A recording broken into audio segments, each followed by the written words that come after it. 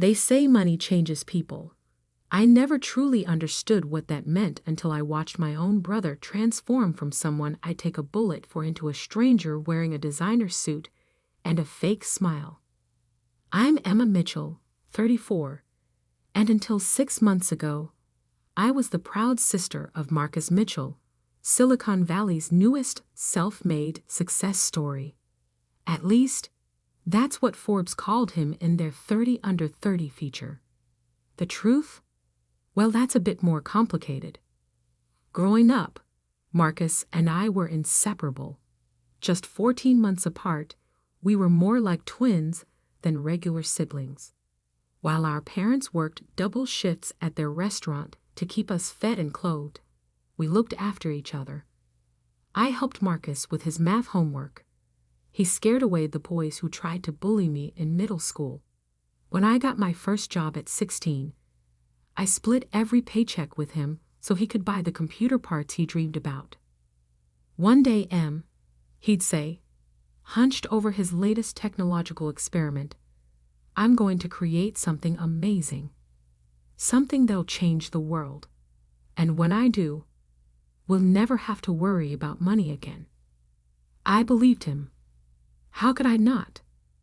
Marcus had always been brilliant, even if he was terrible at showing it in school. While other kids played video games, he learned to code. While they went to parties, he built computers from scraps he found at the local electronics recycling center. I was his biggest cheerleader, his constant supporter, and sometimes his only friend.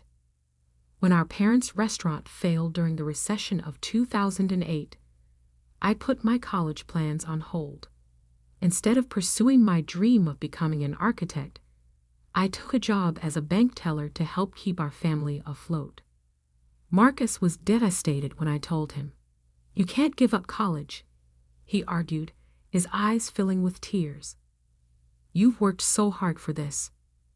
But I just smiled and hugged him. "It's not giving up," I told him. "It's investing in our future. You're going to do great things, little brother. Someone needs to make sure you get there." And for 10 years, that's exactly what I did. I worked my way up from teller to branch manager, taking night classes when I could afford them. Every spare dollar went into supporting Marcus's dreams. When he needed seed money for his first startup attempt, I emptied my savings account. When that failed, I took out a personal loan to fund his second try. When that one crashed too, I refinanced my small condo to give him one more shot. "Third time's the charm," I joked, handing him the check for $50,000. He hugged me so tight, I could barely breathe. "I'll pay you back double," he promised. "Triple. You'll see, Eve. This time, it's going to work." And surprisingly, it did. Mitchell Tech Solutions launched in 2020, just as the world was going digital. Their security software caught the attention of several major tech companies, and suddenly Marcus was everywhere. Tech magazines, business podcasts, startup conferences. My little brother had become the success story he'd always dreamed of being. I couldn't have been prouder. Even when he moved to a luxury apartment in San Francisco and started wearing suits that cost more than my monthly mortgage payment, I was just happy to see him living his dream. The fact that he hadn't paid back any of my loans yet didn't bother me. He was busy, I told myself. Building an empire takes time. Then came the announcement. Marcus was getting married to Victoria Blackwood, daughter of telecommunications mogul Robert Blackwood, the woman he'd met at some exclusive tech conference 3 months ago. The wedding would be at the Blackwood estate in the Hamptons, with a guest list that read like a who's who of Silicon Valley. "It's going to be perfect," Marcus told me over the phone, his voice distant and distracted. "Victoria's planned everything. Oh, and she needs another $50,000 for the flowers and the ice sculpture. Can you help out? Just one last time?" I was at the bank within the hour, taking out another loan against my condo. This was my brother's big day, his chance to truly become part of the elite circle he'd worked so hard to join. Of course, I would help. The wedding invitation arrived 2 weeks later, a gorgeous thing of handmade paper and gold leaf. I was admiring it at my kitchen table when my phone buzzed with a text from Marcus. Need to talk. Video call in 5. When his face appeared on my screen, something was different. The warmth in his eyes, the one that had survived all our struggles, was gone. In its place was something cold, calculating. There's been a change of plans, he said, not quite meeting my eyes. About the wedding. Victoria thinks it would be better if you didn't come.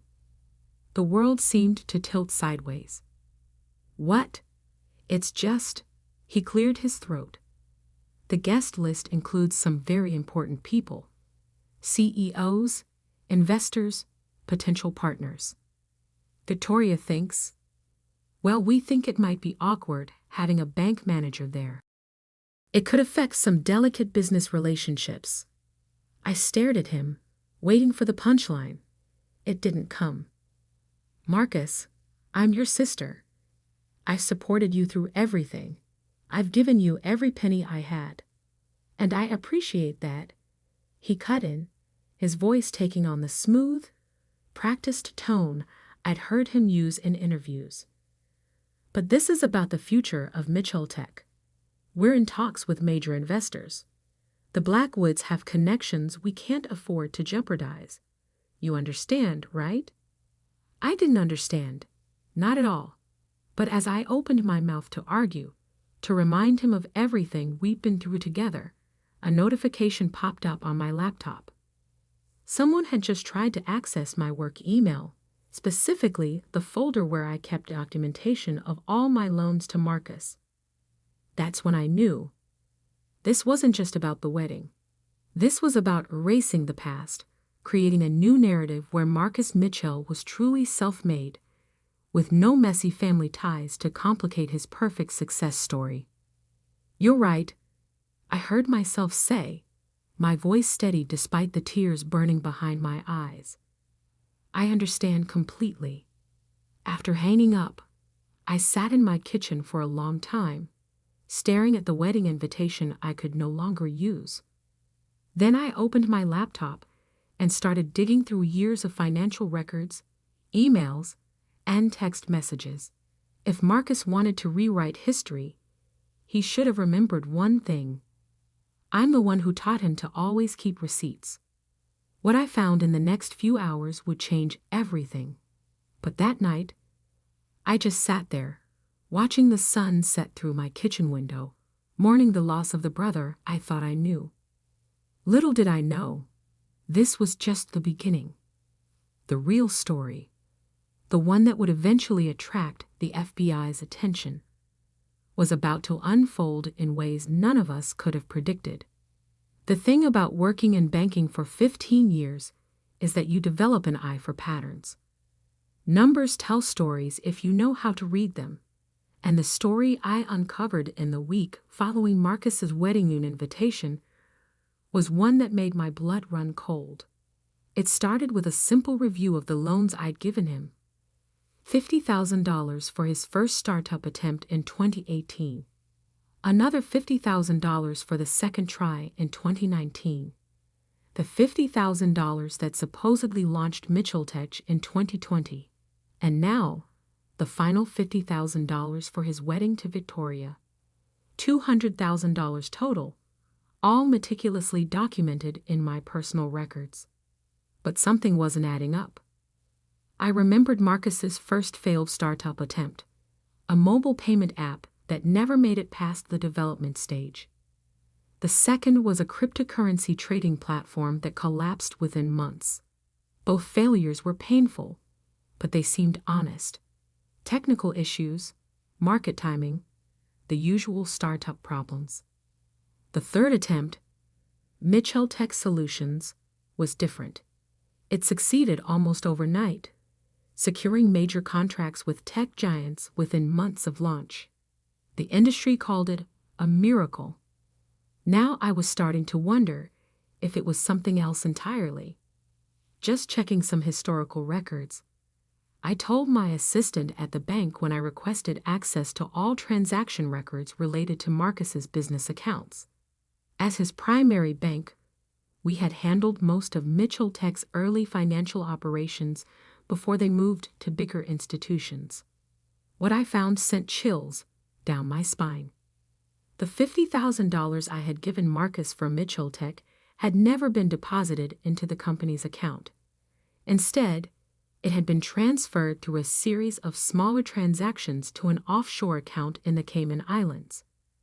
But Mitchell Tech had still launched with significant capital, $2 million to be exact. Where had that money come from? I spent 3 sleepless nights tracing the money trail. Bank statements, wire transfers, corporate filings. I followed every breadcrumb. Each discovery felt like another punch to the gut. The prestigious security software that had put Mitchell Tech on the map? It wasn't Marcus's creation at all. The original code had been developed by a small tech startup in Eastern Europe, a company that had mysteriously gone bankrupt just weeks before Mitchell Tech launched. Their entire development team had vanished, their office abandoned overnight. And the $2 million that launched Mitchell Tech, it had been routed through the same Cayman Islands account where my $50,000 had disappeared. The money originated from a series of compromised corporate accounts. Companies that had reported major security breaches in early 2020. My brother, my brilliant little brother who I'd supported all these years, hadn't created a revolutionary security software. He'd stolen one, using hacked funds to finance the operation. The evidence was there in the patterns of transactions, in the timestamps of code commits, in the suspicious coincidences that no one had bothered to investigate because everyone was too busy celebrating the next tech wonderkind. "Oh God, Marcus," I whispered to my empty apartment, staring at the wall of financial data I'd assembled. "What have you done?" But the real bombshell came when I dug deeper into Mitchell Tech's current operations. The security software they sold to major corporations had a hidden feature, a backdoor that allowed unauthorized access to client systems. Mitchell Tech wasn't just a fraud. It was potentially the largest corporate espionage operation I'd ever seen. My phone buzzed, another text from Marcus. "Hey, Em. About the wedding. Victoria's family is willing to compensate you for any inconvenience. Name your price." I looked at my laptop screen, at the evidence of years of fraud and theft. They thought they could buy my silence with money, the same way they thought they could erase my existence from Marcus's carefully crafted story. My hands shook as I typed out my reply. "No price needed. I understand completely." Then I turned back to my laptop and began organizing the evidence. Every transaction, every stolen line of code, every compromised client account. I documented it all. Years of banking experience helped me create an airtight paper trail, one that even the best lawyer's money could buy wouldn't be able to dispute. I also started receiving strange emails, thinly veiled threats from anonymous accounts, warning me to mind my own business and forget about the past. Someone had definitely noticed my digging. Time was running out. The wedding was in 3 days. The guest list included CEOs of companies that had been compromised by Mitchell Tech's backdoor, investors whose money had been used to launder the stolen funds, and tech journalists eager to celebrate another self-made success story. Perfect. I booked a flight to New York and packed my laptop.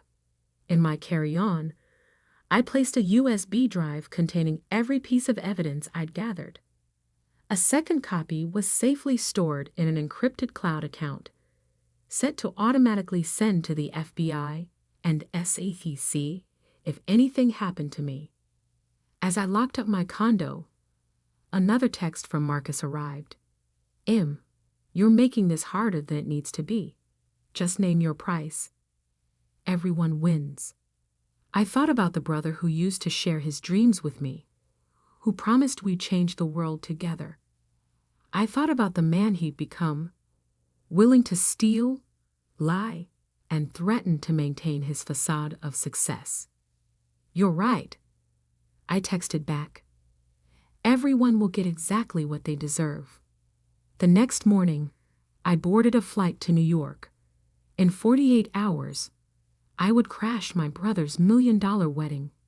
But first, I had some visits to make. To the FBI field office in Manhattan, to the SEC's Enforcement Division, and to a few very interested journalists. Marcus had always said he wanted to make headlines. Well, I was about to help him do exactly that. As the plane took off, I closed my eyes and remembered something our parents used to say back in the restaurant. The truth, like cream, always rises to the top. It was time to let the truth rise. The Hampton estate where the wedding would take place was visible from the air as we descended into New York. A sprawling mansion by the ocean, its grounds transformed into a fairy tale venue for what the society pages were calling the tech wedding of the year. Little did they know, it was about to become famous for very different reasons. The morning of the wedding dawned bright and clear. From my hotel room in Southampton, I could see the steady stream of luxury cars heading toward the Blackwood estate. Caterers, florists, and event staff had been bustling since dawn, preparing for what People magazine had dubbed the tech industry's royal wedding. I took my time getting ready. The slate gray dress I'd chosen was expensive but understated, professional rather than celebratory. My laptop bag, containing everything needed to destroy my brother's carefully constructed world, felt heavy on my shoulder. "Mom, this is a private event," the security guard at the estate entrance said when I pulled up in my rental car. "I'll need to see your invitation." I smiled and handed him my business card instead. "I'm Emma Mitchell, sister of the groom.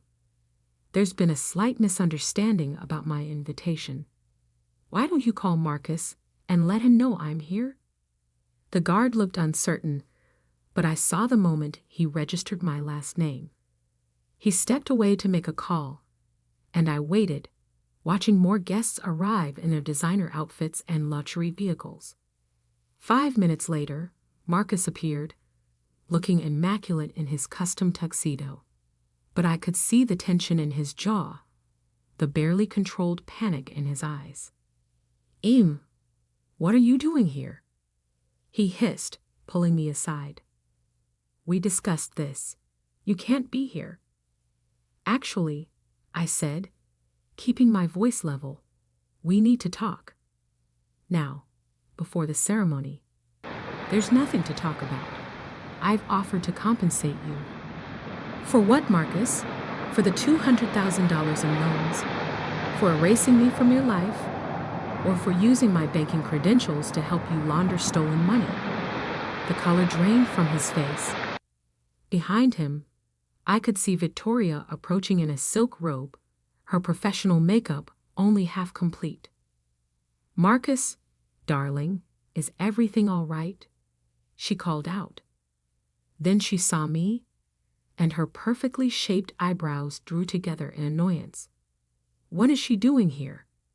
"She was just leaving," Marcus said quickly, gripping my arm. "Weren't you, Em?" I pulled free of his grasp. "No, actually, I think I'll stay. I've brought a wedding gift that everyone needs to see." Victoria's face hardened. "Security," she called out. "I wouldn't do that," I said calmly, loud enough for nearby guests to hear. "Unless you want the FBI agents parked down the street to come in early. They're very interested in Mitchell Tech's operations, especially that back door in your security software, the one you've been using to steal corporate secrets from your clients." A small crowd had gathered now, drawn by the drama unfolding at the entrance. I could see Robert Blackwood, Victoria's father, pushing through the onlookers. "What's going on here?"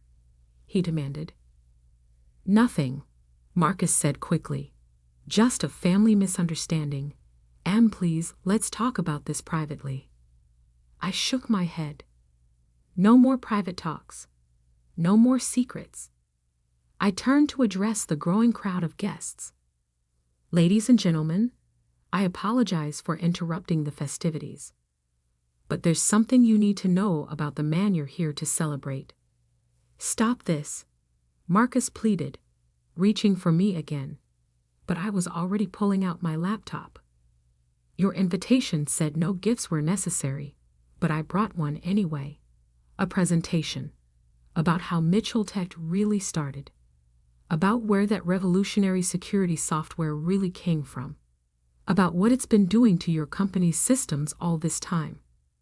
Robert Blackwood stepped forward, his face darkening. "What is she talking about, Marcus?" "She's lying," Victoria cut in. "She's just jealous of Marcus's success. Security. Remove her?" "Before you do," I said loudly, "you might want to check your phone, Mr. Blackwood. I believe you just received some very interesting emails about your future son-in-law's business practices." The crowd murmured as phones started buzzing. I timed my evidence dumps perfectly. Emails going out to all major Mitchell Tech clients and investors just as I arrived at the wedding. Marcus lunged for my laptop, but it was too late. I'd already connected it to the venue's massive display screens, the ones meant to show romantic photos during the reception. Instead, they now displayed transaction records, code snippets, and irrefutable evidence of years of fraud. "That $2 million startup capital," I announced to the stunned crowd. "Stolen from hacked corporate accounts, the security software you're all using. Stolen from a small company in Eastern Europe after Marcus arranged for their mysterious bankruptcy. And that backdoor you never knew about. It's been collecting your corporate secrets for 2 years." The chaos that erupted was almost beautiful in its completeness. CEOs frantically calling their IT departments, investors shouting into phones, journalists who had come to cover a society wedding suddenly finding themselves with a much bigger story. "You ruined everything," Marcus snarled, his carefully crafted mask finally cracking completely. "I gave you a chance to name your price." "Some things aren't for sale," I replied. "Like the truth or family loyalty." Victoria had disappeared, along with her father. In the distance, I could hear sirens approaching. Federal agents. The FBI's arrival was almost anticlimactic after everything else. They moved through the crowd with practiced efficiency, heading straight for Marcus. As they led him away in handcuffs, past shocked guests, and frantically clicking cameras, he looked back at me one last time. For a moment, I saw a flicker of that little boy who used to share his dreams with me. "Why, Em?" he asked, his voice breaking. "I would have given you anything." "Because you forgot something important, little brother," I said softly. "Success built on lies isn't success at all. It's just a bigger lie." The aftermath was exactly what you'd expect. Mitchell Tech's collapse made headlines for weeks. Tech wonderkind revealed as corporate spy, ran alongside wedding day arrest exposes Silicon Valley fraud. The FBI's investigation uncovered even more than I had. A network of cybercrimes spanning 3 continents. Victoria and the Blackwoods quickly distanced themselves, their PR team working overtime to paint themselves as victims. Most of Mitchell Tech's clients filed lawsuits. The stolen money was traced and returned, including my $200,000 in loans. I testified at Marcus's trial 3 months later. He didn't look at me once during my testimony about how he'd used my banking access to facilitate his crimes. He took a plea deal in the end. 15 years with possibility of parole, plus restitution to all his victims.